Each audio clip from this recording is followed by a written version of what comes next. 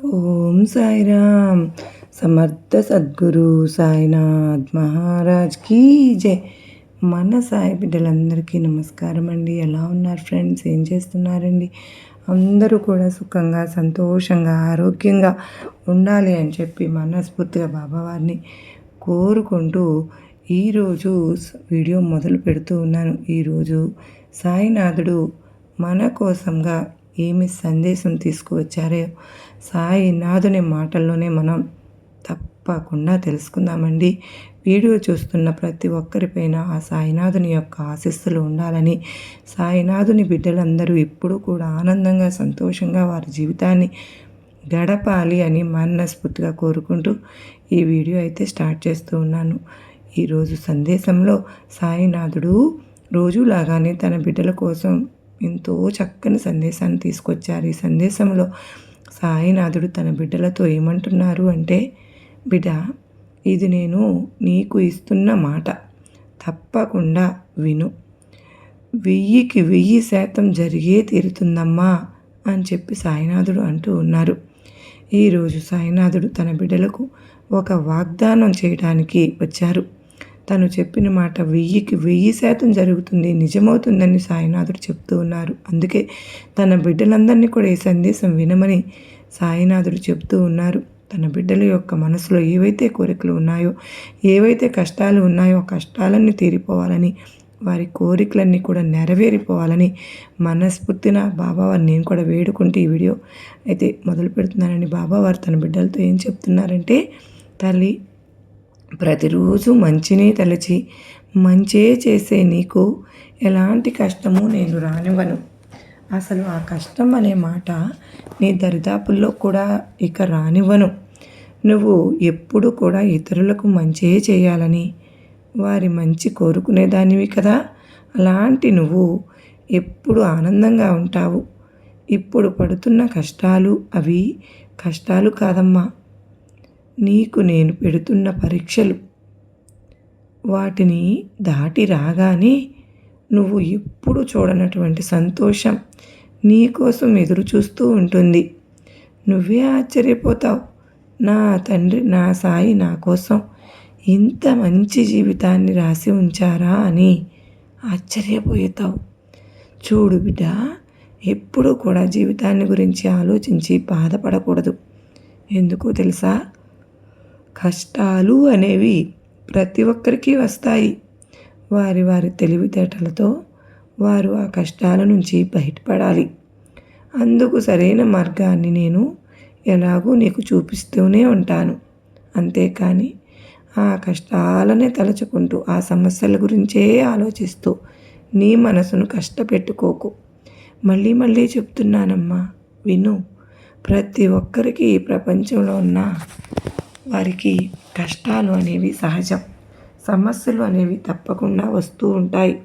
కానీ అవి శాశ్వతం కాదని మాత్రం నువ్వు గుర్తించు. నీ సాయి ఆశీర్వాదంతో నువ్వు అన్నీ కూడా విజయవంతంగా దాటుకుని వస్తావు. నీ జీవితం సంతోషంగా నువ్వు ఏ విధంగా అయితే కోరుకుంటున్నావో అంత అద్భుతమైన జీవితాన్ని నువ్వు జీవిస్తావు. అందులో ఎటువంటి సందేహము లేదు. ఇతరుల సంతోషంలోనే నీ సంతోషం వెతుక్కుంటున్నావు కదా బిడ్డ.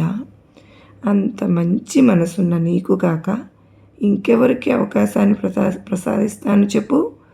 నీ జీవితం అంతా ఆనందమయం చేసి రంగురంగుల విల్లు విరిసే బాధ్యత నాది. సంతోషంగా ఉండు. ఇక నువ్వు ఏమాత్రము దిగులు చెందకు. ఎవరి గురించి ఆలోచించి నీ మనసును పాడు చేసుకోవద్దు. కేవలం నీ గురించి, నీ కుటుంబం గురించి మాత్రమే ఆలోచిస్తూ ఉండు. నీ కుటుంబాన్ని ఎలా సంతోషంగా ఉంచుకోవాలి అనేది ఆలోచించు. ఒకరి గురించి నువ్వు బాధపడవలసిన అవసరం లేదు. నీకు ఒక విషయం చెప్పునా బిడ్డ, ఇతరులకు ఎంత ప్రేమను పంచాలో అంతే పంచాలమ్మా. అలా కాకుండా ఎక్కువ ప్రేమను వారిపై చూపితే నీకు మిగిలేది బాధ మాత్రమే అని నువ్వు తెలుసుకో. వారు ఆ ప్రేమను అర్థం చేసుకోలేకపోతే నువ్వేం చేస్తావు చెప్పు? నిన్ను వారు చులకనగా చూసే అవకాశం ఉంటుంది. ఎవరినైతే నువ్వు ఎక్కువగా అభిమానిస్తూ ఉంటావో, ఎవరినైతే నువ్వు ఎక్కువగా నమ్ముతూ ఉంటావో, వారి వలనే నీ జీవితంలో అత్యంత బాధకు గురి అవుతావని గుర్తించు. వారు పెట్టేటటువంటి మానసిక క్షోభ భరించలేవని నువ్వు గుర్తుపెట్టుకో. ఎక్కడైతే అధికమైన ప్రేమ ఉంటుందో అక్కడే కనీ విని ఎరుగని శత్రుత్వం పుట్టడానికి కూడా అవకాశం ఎక్కువగా ఉంటుంది తల్లి. ఎందుకంటే వారినే నువ్వు ఎక్కువగా నమ్మి ఉంటావు. వారిపైనే నువ్వు ఎక్కువగా అభిమానాన్ని చూపించి ఉంటావు. అందువల్ల వారిపై వచ్చేటటువంటి కోపం కూడా అనంతమై ఉంటుంది తల్లి. నీ బాబా మాటలు ఎందుకు చెప్తున్నానో అర్థమవుతుంది కదూ. ఎవరిపై ఎంత ప్రేమ చూపించాలో అంత ప్రేమనే మాత్రమే చూపించాలి. అది అందరికీ మంచిది. అర్థమైంది కదా. చూడమ్మా, నువ్వు ఒకరిని ఎంతో అభిమానించవచ్చు, ఎంతో ప్రేమించవచ్చు, కానీ అది వారి నుండి తిరిగి నువ్వు ఆశించాల్సిన అవసరం లేదు. ఎందుకో తెలుసా? అంత అభిమానాన్ని కానీ అంత ప్రేమను కానీ వారు నీపై చూపించకపోవచ్చు. అది వారి తప్పు కాదు తల్లి. వారిపై ఎంతో నమ్మకాన్ని పెట్టుకున్నా నీ తప్పు అవుతుంది. మరచిపోవద్దు. అందుకే ఇతరుల దగ్గర నుంచి ఏది కూడా నువ్వు ఆశించనే వద్దు. నీ స్నేహితుల కోసం, బంధువుల కోసం, నీ చుట్టూ ఉన్నవారి కోసం ఎంత అయితే వదులుకోగలవో అంతే వదులుకో. అంతేకాని వారి కోసం నువ్వు నీ కుటుంబం రోడ్డు మీద పడేలాగా మార్చుకోవద్దు. చేసే సహాయంలో కూడా కొంచెం జాగ్రత్తగా ఉండాలి. అప్పుడే నువ్వు ఆనందంగా ఉండగలుగుతావు. మరొక విషయం చెప్తాను, గుర్తుంచుకో తల్లి. నీ కష్టం, నీ సమస్యలు నువ్వే పరిష్కరించుకోవాలి. ఎవరో ఏదో చేస్తారని ఎదురు చూడవద్దు. ఎవరో ఏదో చేయలేదని బాధపడవద్దు. వారు చేయలేదని ఎప్పుడూ కూడా కోపం కూడా పెంచుకోవద్దు. ఎవరు ఎంత చేయగలరో వారు అంత మాత్రమే చేస్తారు.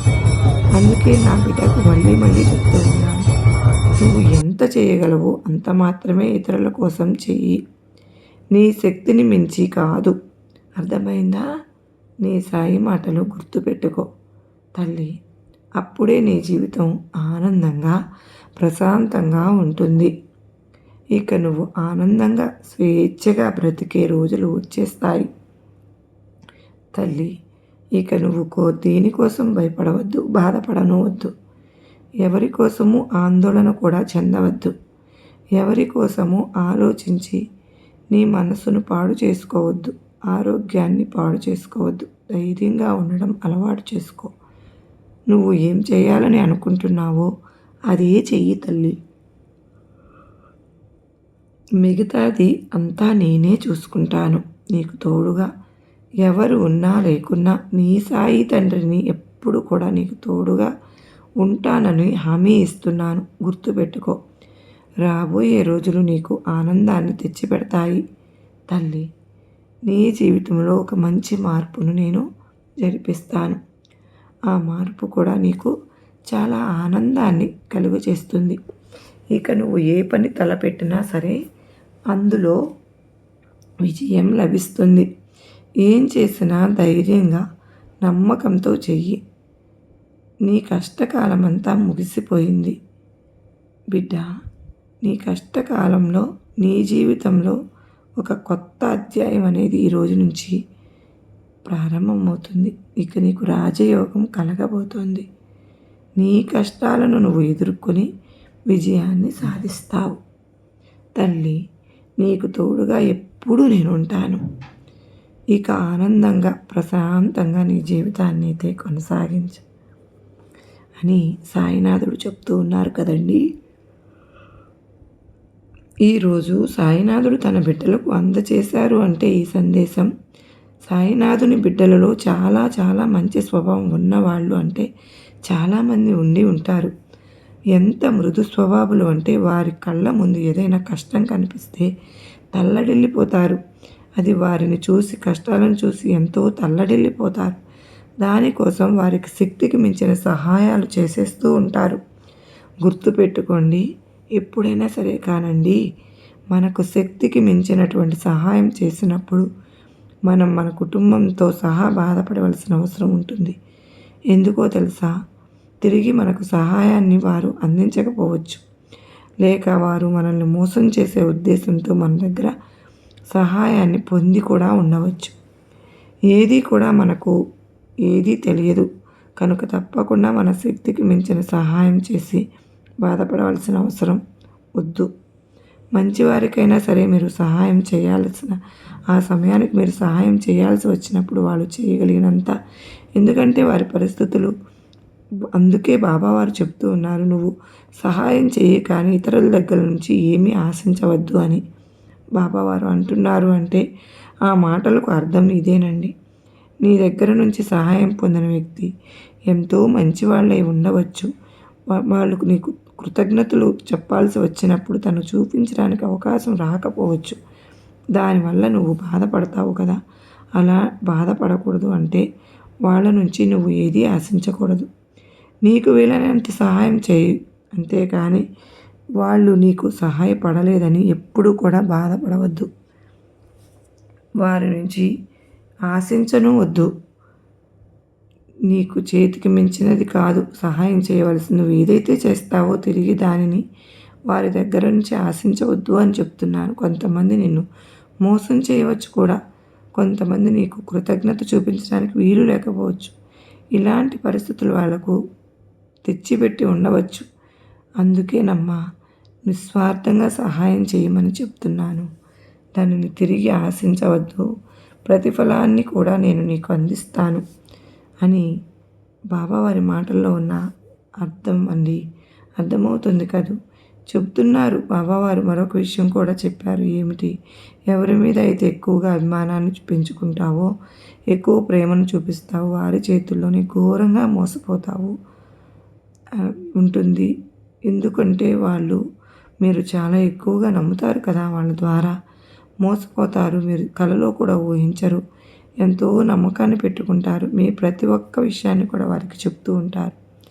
అయితే వారి ద్వారానే మీ జీవితంలో మీరు ఊహించిన విధంగా మోసపోతారని అంటూ ఉన్నారు. అందరి విషయంలో కూడా అలా జరగకపోవచ్చు కానండి, కొంతమందిని విషయంలో జరుగుతుంది.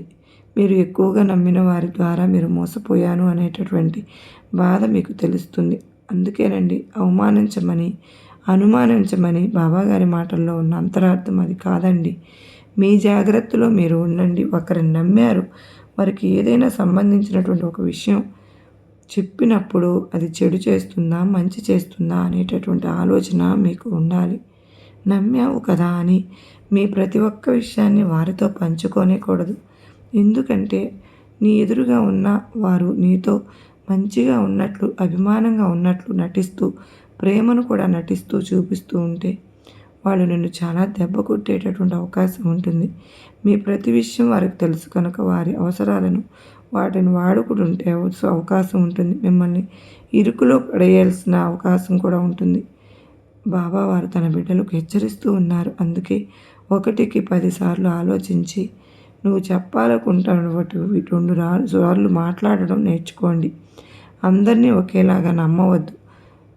నమ్మకం ఉండాలి కానీ అది ఎంత మోతాదులో ఉండాలో అంతే ఉండాలి. ఏ పనైనా సరే మీకంటూ ఒక సొంత ఆలోచన ఉండాలి. అంతేకాని ఎవరో ఏదో చేస్తారని ప్రతి ఒక్క విషయాలను ప్రతిరోజు సాయినాథుడు తన బిడ్డలకు చెప్తూ ఉన్నారు అంటే ఎంత ప్రభావాన్ని చూపుతున్నాయో ఆలోచించండి ఫ్రెండ్స్. ఒక్కసారి మీరు అది ఆలోచించగలిగితే ఎప్పుడూ కూడా అజాగ్రత్తగా ఉండరు కదా. ఎప్పుడూ కూడా ఎవరి చేతిలో కూడా మోసపోరు కదా. ఒకవేళ మోసపోవాల్సినటువంటి సందర్భం వస్తే దాని ప్రభావం చాలా తక్కువగా ఉంటుంది. ఘోరంగా అయితే మోసపోరు. అర్థమవుతుంది కదా. మరి ప్రతి ఒక్కరూ సాయినాథుని మాటలను అర్థం చేసుకోవడానికి ప్రయత్నిద్దాం. ఆ తండ్రి ప్రతిరోజు మనకు ఒక సందేశాన్ని ఇస్తూ ఉన్నారు కదా. మనం విని ఊరికి వదిలేస్తే వెళ్ళిపోతే మాత్రం ఏం నేర్చుకుంటాం? బాబావారు మనకు చెప్పినటువంటి ఆ సందేశాలను మనం విన్నదానికి ఒక సార్థకత అనేది తెచ్చుకోవాలి. అది ఈరోజు సాయినాథుని సందేశం. ఈ సందేశం ప్రతి ఒక్క సాయి బిడ్డకు కూడా అర్థమైందని నేను అనుకుంటూ ఉన్నానండి. ఈరోజు మన బాబావారు ఇచ్చినటువంటి సందేశం ఒక్క బిడ్డ అయినా సరే ఈ వీడియోనైతే లైక్ చేయండి ఫ్రెండ్స్. ప్రతి ఒక్కరు కూడా మరికొంతమందికి ఈ వీడియో అనేది రీచ్ అవుతుంది. మన ఛానల్ మొదటిసారిగా చూస్తూ ఉంటే కనుక సబ్స్క్రైబ్ చేసుకుని పక్కనే ఆల్ బటన్ నొక్కి యాక్టివేట్ చేసుకోండి. సాయినాథుని సందేశంతో మరో చక్కని వీడియోతో కలుసుకుంటానండి. అంతవరకు సాయినాథుని కృపా కరుణా కటాక్షములు మనందరిపైన ఉండాలని మనస్ఫూర్తిగా కోరుకుంటూ, బాబావారి సమాధి ఉత్సవం అంతా కూడా మనం దీంట్లో చూసే భాగ్యం మనకు కలిగినందుకు మరొక్కసారి ధన్యవాదములు.